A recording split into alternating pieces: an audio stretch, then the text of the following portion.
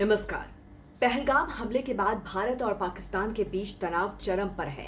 दावों पर गौर किया जाए तो अब की बार पाकिस्तान पर सर्जिकल की जगह एक बड़ी स्ट्राइक की तैयारी हो रही है।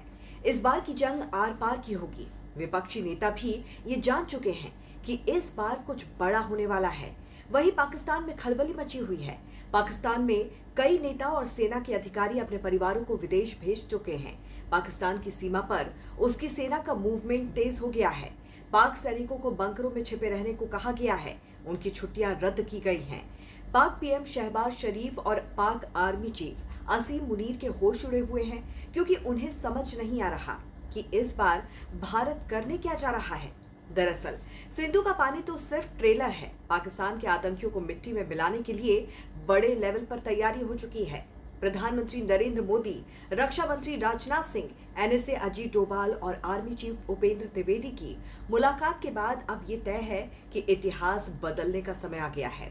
जंग के इसी माहौल के बीच भारत और फ्रांस में एक बड़ा रक्षा समझौता हुआ है।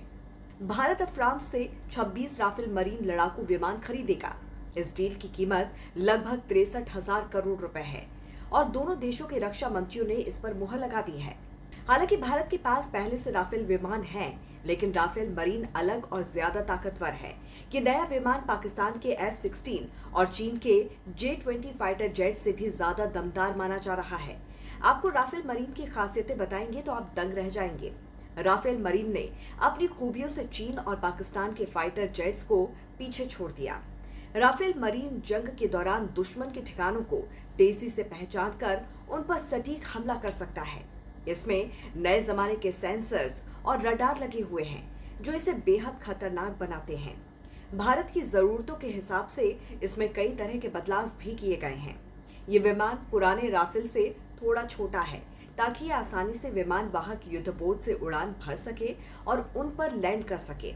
इसकी लैंडिंग गियर और ढांचा पहले से ज्यादा मजबूत बनाया गया है।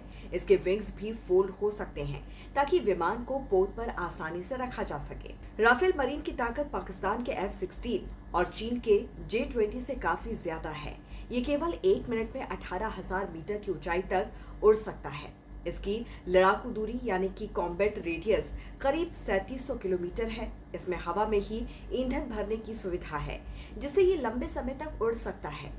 राफेल मरीन में खास तरह का नोज व्हील लगा है, जो कि टेक ऑफ करते समय ऊंचा हो जाता है। इसमें एक बिल्ट इन सीढ़ी भी है, जिससे पायलट को चढ़ने के लिए अलग सीढ़ी की जरूरत नहीं पड़ती। इसके अलावा इसमें एक खास माइक्रोवेव लैंडिंग सिस्टम भी लगा है। राफेल मरीन का वजन सामान्य राफेल से थोड़ा ज्यादा यानी कि करीब 10,300 किलो है। अब आपको बताते हैं कि राफेल मरीन की तैनाती कहाँ होगी।